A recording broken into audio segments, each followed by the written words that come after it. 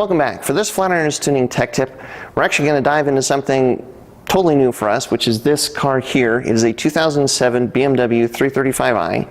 This car has the inline-six 3-liter twin-turbo N54 engine, and it is about as far from a Subaru engine as you can get. It's a car that I've had for a little over a year now. It's a lot of fun, but it's basically entirely stock except for an access port at this point.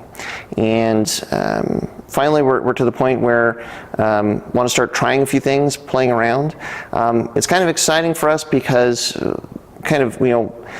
in getting this car and starting, living with it for a year and driving it around, it's kind of brought home the fact that we've kind of been working on the same or very similar cars for a long time, being Subarus, and this is about as far from a Subaru as you can get.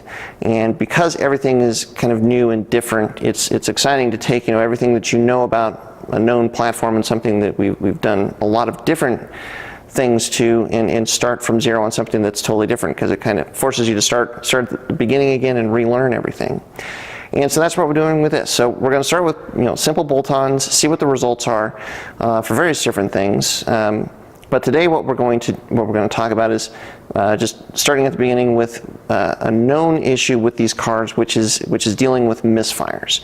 It's not uncommon. I guess the best way to say it is they're kind of more prone to misfires.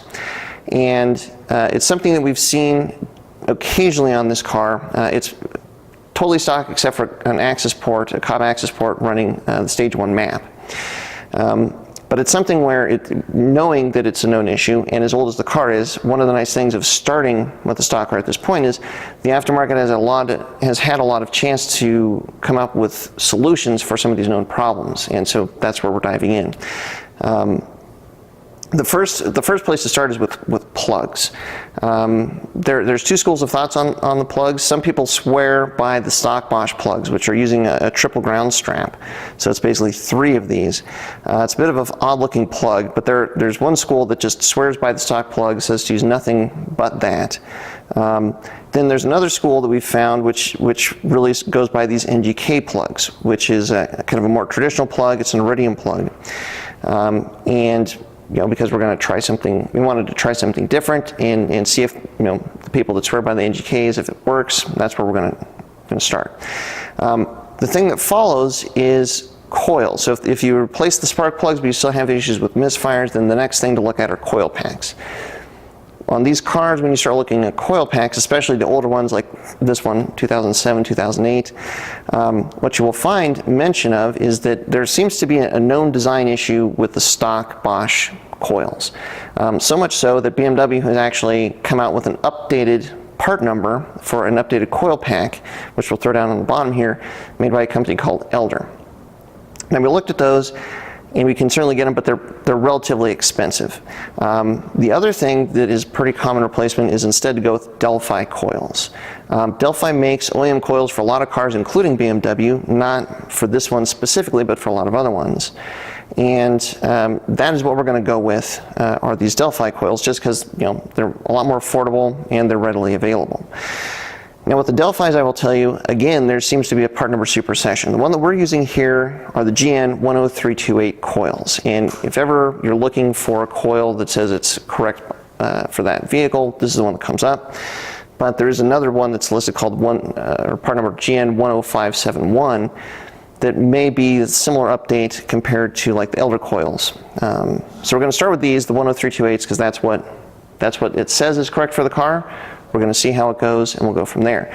Now, if you do the plugs, you do the coils, and you're still having misfire issues, it seems like the general school for the next step is to look at media blasting the intake manifolds.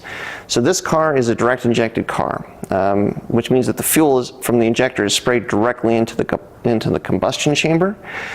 Has a lot of advantages as far as performance and efficiency goes, but one of the downsides to it is that now you don't have fuel kind of washing over and spraying down the intake manifold and the backs of the valves as it is going into the cylinder.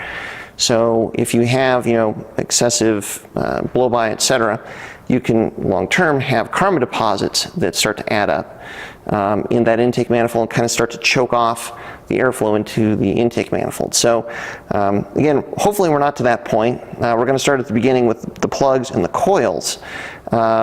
But if you've got an N54 and you start going down this road and none of these things seem to fix your problem, unfortunately, looking at cleaning or media blasting the intake manifold might be the next place to go.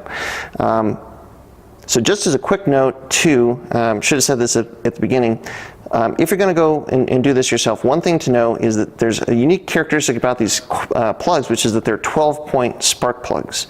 So you do need a custom socket to replace the spark plugs on this car. Just search for an N54 spark plug socket. There's actually companies that make spark plug sockets specifically for this car, because they need to be 12 points and they have to be a narrow wall because it's so tight as you're trying to get the socket in there to get the plug out. So if you're going to go down the road and do this, you definitely want to start by having the right socket, because otherwise you won't even be able to get the plug out of the cylinder. So yeah, so this is where we're going to start. We're going to put these in, see how it all goes. We'll come back and let you know what our results are, see if it fixes or seems to help with our misfire issue or not, and then we'll go from there.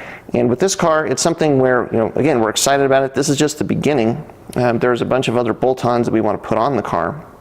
So stay tuned, and hopefully in the next week or two, there's going to be, we're going to do kind of a blitz of new bolt-ons and kind of, just initial feedback as far as putting everything on and seeing how it goes, and then we'll probably come back and do maybe a few more things and more feedback as far as long-term living with those mods. But it's a very exciting platform. It's such a fun car to drive, and we can't wait to start doing some simple bolt-ons, modifying and increasing the performance a little bit. So stay tuned, especially if you have one of these cars or have been curious about these cars. See what we find. Thanks very much for watching. Thanks very much for your support, and stay tuned for more Flatirons Tuning Tech Tips.